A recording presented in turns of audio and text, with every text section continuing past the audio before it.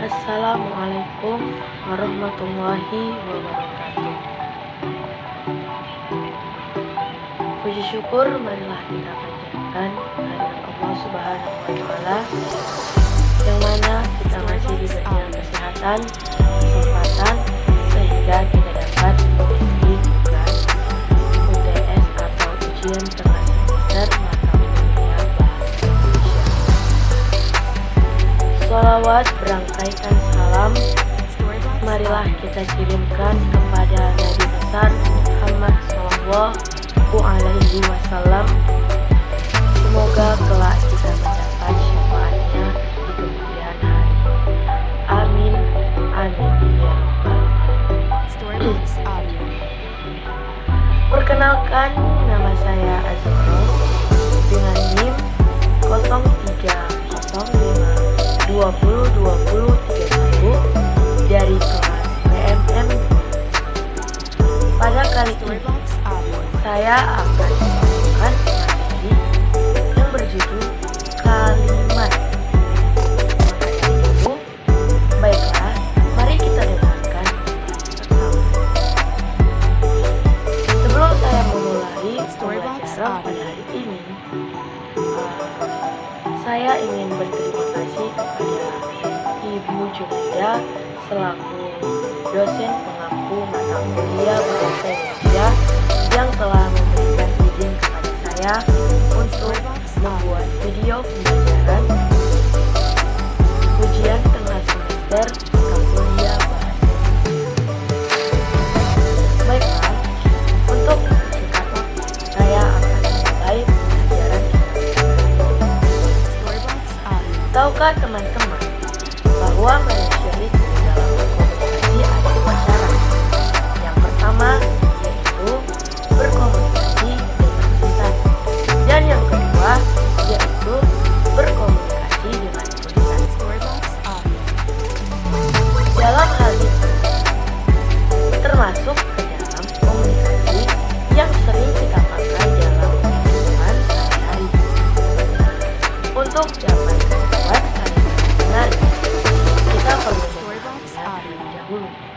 Maka dari itu, saya akan menjelaskan materi apa aja yang akan kita pelajari pada video pembelajaran kali ini. Yang pertama yaitu pengertian kalimat dan unsur kalimat.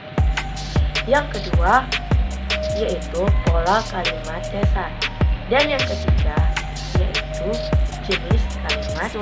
Dan yang keempat syarat-syarat kalimat. Baiklah, saya akan memulai pada sub yang pertama yaitu pengertian kalimat. Tahukah teman-teman apakah kalimat itu? Kalimat merupakan bentuk bahasa yang di dalamnya terdapat sebuah gagasan yang utuh. Jadi, kalimat ini merupakan susunan dari kata-kata yang membentuk suatu kalimat yang terdapat sebuah gagasan yang utuh. Jadi, kalimat ini memiliki unsur, yaitu yang pertama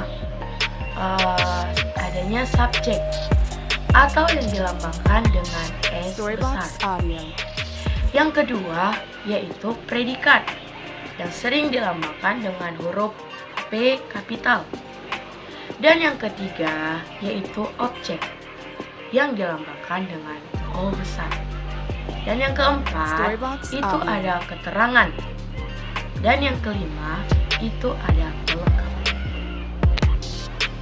Jadi, tahukah teman-teman bahwa pola kalimat itu adalah kalimat yang kita gunakan sesungguhnya dapat dikembalikan ke dalam sejumlah kalimat dasar yang sangat terbatas.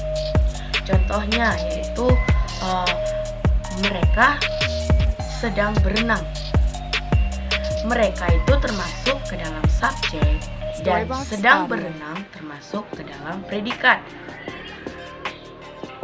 Hal ini pada kalimat tersebut membentuk kata kerja.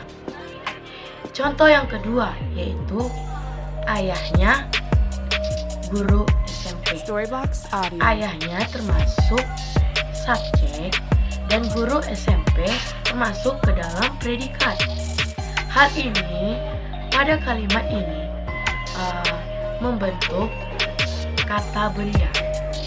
Contoh yang ketiga yaitu gambar itu bagus.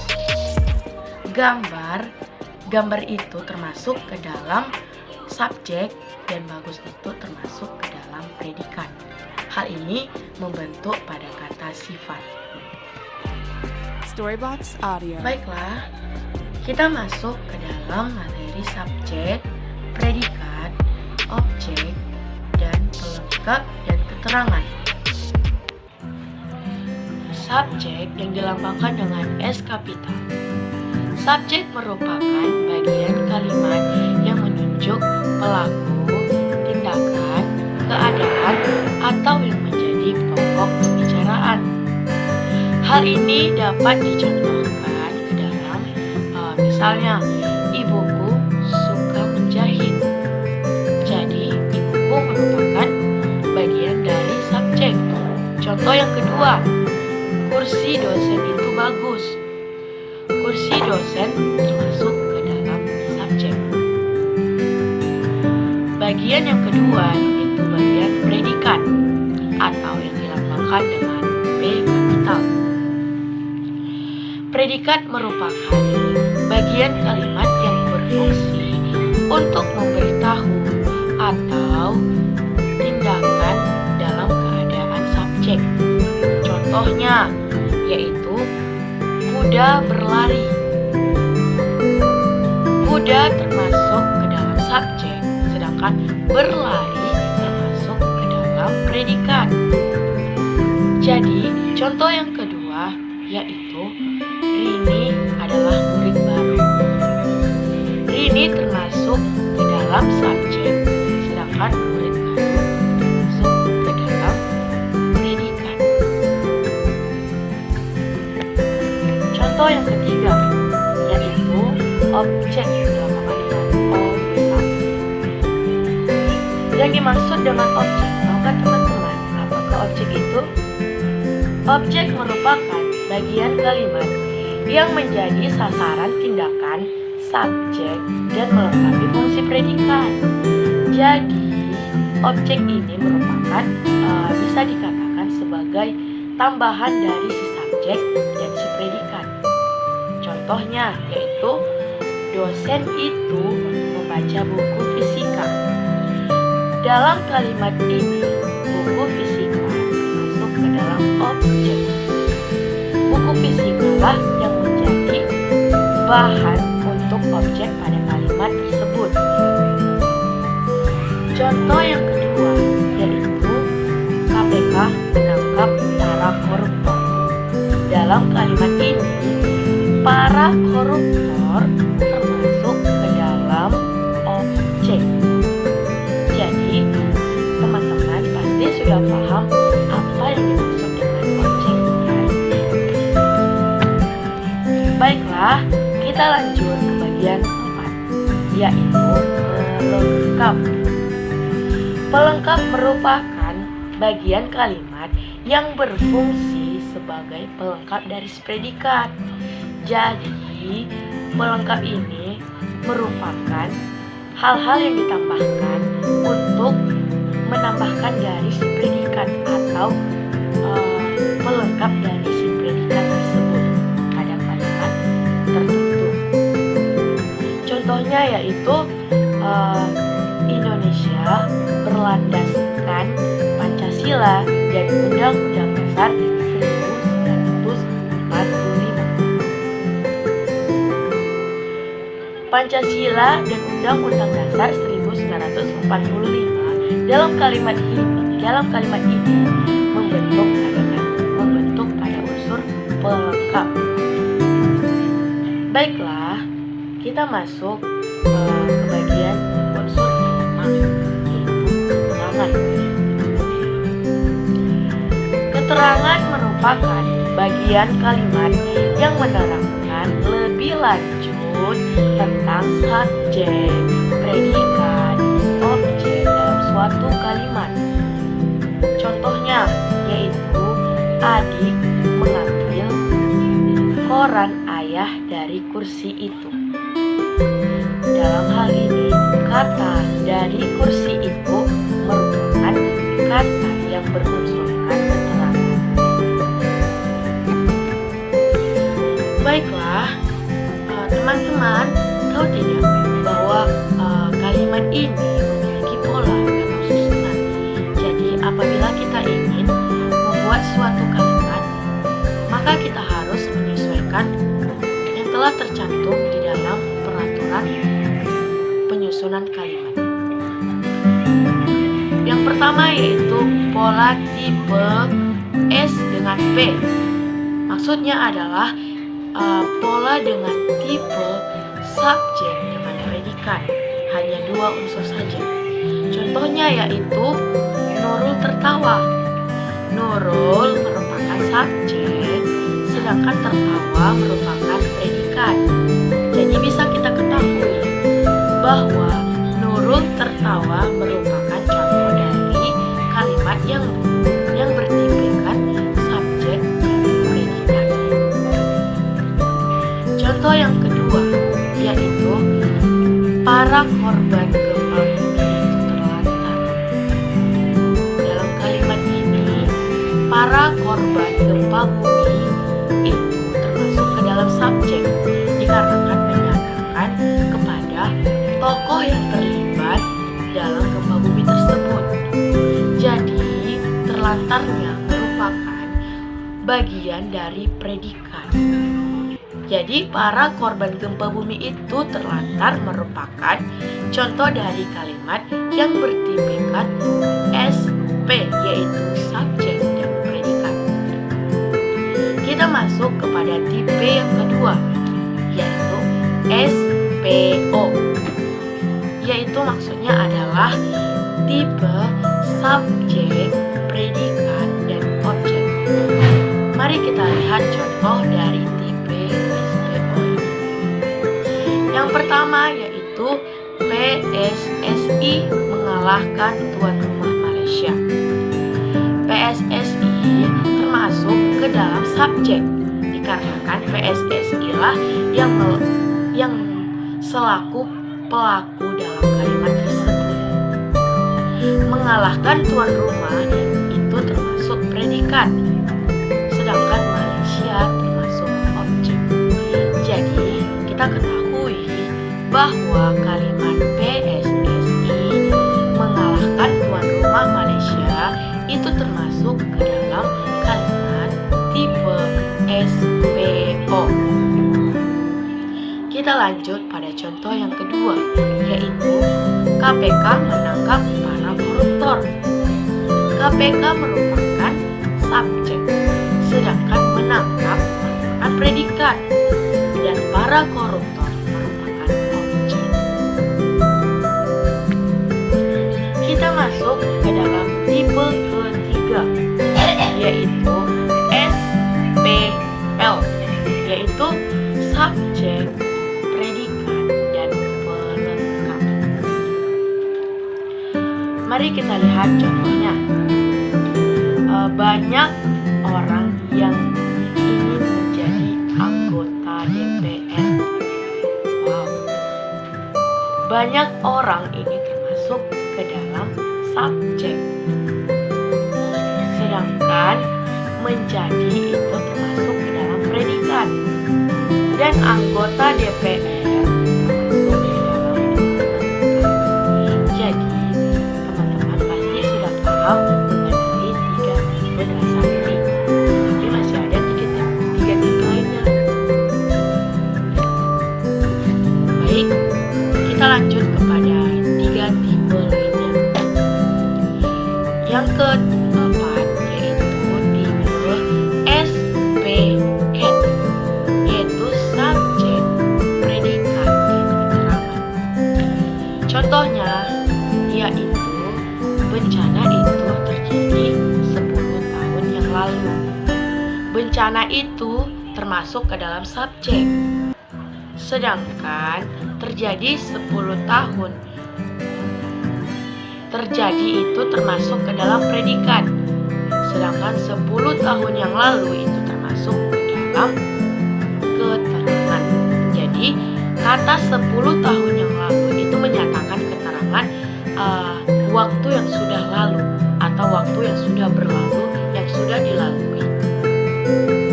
Baiklah, kita masuk kepada tipe kelima, yaitu tipe SPOPEL. Semakin bertambah unsurnya. S subjek, P predikat, O objek, dan PEL lengkap. Kita masuk ke dalam contohnya, yaitu Rani membelikan adiknya mainan baru. Rani pasti kita sudah tahu kan, Rani itu termasuk ke dalam subjek. Membelikan itu termasuk ke dalam predikat. Adiknya itu termasuk ke dalam objek. Sedangkan mainan baru termasuk ke dalam pelengkap. Jadi Rani membelikan adiknya mainan baru itu merupakan contoh dari tipe SPOL. Baiklah, kita masuk pada tipe yang terakhir, yaitu tipe dengan tipe SPOCAT, yaitu subjek, predikat, objek, dan keterangan. Langsung saja kita kepada contohnya, yaitu Pak Anto membimbing murid di sekolah. Pak Anto sebagai subjek, sedangkan membimbing sebagai predikat, murid sebagai objek, dan di sekolah sebagai keterangan tempat. Jadi, kalimat Pak Anto membimbing murid di sekolah merupakan contoh kalimat yang bertipe SPON. Jadi, bagian-bagian dari tipe telah kita bahas, maka kita masuk ke dalam materi jenis kalimat. Jenis kalimat itu ada 3. Yang pertama, kalimat tunggal. Tahukah teman-teman apakah kalimat tunggal itu? Baiklah, kalau tidak tahu, mari kita pelajari dengan bersama. Kalimat tunggal merupakan kalimat yang hanya mempunyai satu gagasan utuh. Ingat ya, kalimat tunggal itu mempunyai satu gagasan utuh atas satu subjek, satu predikat. Biasanya kalimat tunggal ini berbentuk klausa tunggal. Unsur subjek, pelengkap, dan keterangan tidak diharuskan ada di dalam kalimat tunggal ini. Jadi dapat kita simpulkan bahwa kalimat tunggal ini dapat dilihat dari namanya saja, yaitu tunggal. Kata tunggal berarti satu. Sedangkan dalam definisinya, kalimat tunggal itu hanya memiliki satu gagasan utuh atas suatu subjek. Kita masuk ke dalam kalimat majemuk, yaitu jenis kalimat kedua. Berbeda dengan kalimat tunggal yang hanya memiliki satu klausa. Kalimat majemuk merupakan kalimat yang dibentuk dengan gabungan 2 atau lebih klausa. Jadi, perbedaan antara kalimat majemuk dengan kalimat tunggal yaitu kalimat tunggal hanya memiliki satu klausa, sedangkan kalimat majemuk memiliki 2 klausa atau lebih. Kalimat majemuk ini dibagi menjadi 2, yaitu kalimat majemuk setara dan kalimat majemuk bertingkat. Baiklah, kita masuk ke dalam contoh kalimat ketiga, yaitu kalimat efektif. Pasti sudah tidak asing lagi kan di telinga kita bahwa kalimat efektif itu sering kita dengar dan sering juga kita pelajari nantinya. Jadi, kalimat dikatakan efektif apabila berhasil menyampaikan pesan, gagasan, perasaan, maupun pemberitahuan sesuai dengan maksud si pembicara atau si penulis. Untuk itu, mengirim pesan tersebut harus memenuhi syarat sebagai kalimat yang baik, yaitu strukturnya teratur, benar, pilihan katanya tepat, hubungan pembagiannya logis, dan ejaannya pun harus benar. Maka dikatakan sebuah kalimat kreatif.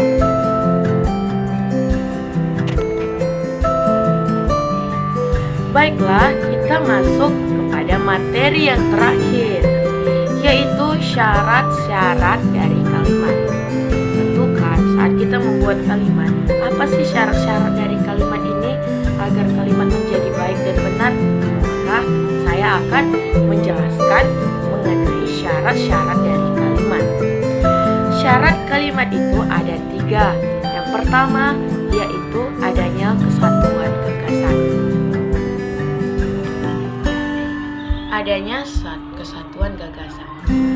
Ciri-ciri dari kesatuan gagasan dilihat dari adanya subjek dan predikat yang jelas, tidak terdapat subjek ganda, tidak menggunakan kata penghubung intra kalimat dalam kalimat tunggal, dan yang terakhir, predikat kalimat tidak didahului oleh kata yang. Ingat ya teman-teman, ciri-cirinya itu, ciri-ciri dari kesatuan gagasan ini adalah predikat kalimatnya tidak didahului oleh kata yang. Perlu digarisbawahi bahwa kata yang itu tidak dibutuhkan atau tidak dibutuhkan dalam kesatuan gagasan. Ciri yang kedua yaitu koherensi yang baik dan kompak. Yang dimaksud dengan koherensi atau perpaduan yang baik dan jelas antara unsur-unsur atau kata dan kelompok kata yang membentuk kalimat. Maka kita lanjut kepada syarat yang keempat, yaitu variasi. Variasi merupakan suatu upaya yang bertolak belakang dengan repetisi. Jadi, repetisi lebih banyak menekankan kesamaan bentuk, maka variasi justru menghindarinya. Jadi, variasi dengan repetisi ini berlatar belakang, bertolak belakang. Jadi, variasi menghindarinya agar tidak monoton. Baik, kita lanjut kepada syarat yang kelima, yaitu paralelisme. Paralelisme menempatkan gagasan-gagasan yang sama penting dan sama fungsinya ke dalam satu struktur atau konstruksi gramatikal yang sama. Syarat yang keenam yaitu penalaran dan logika.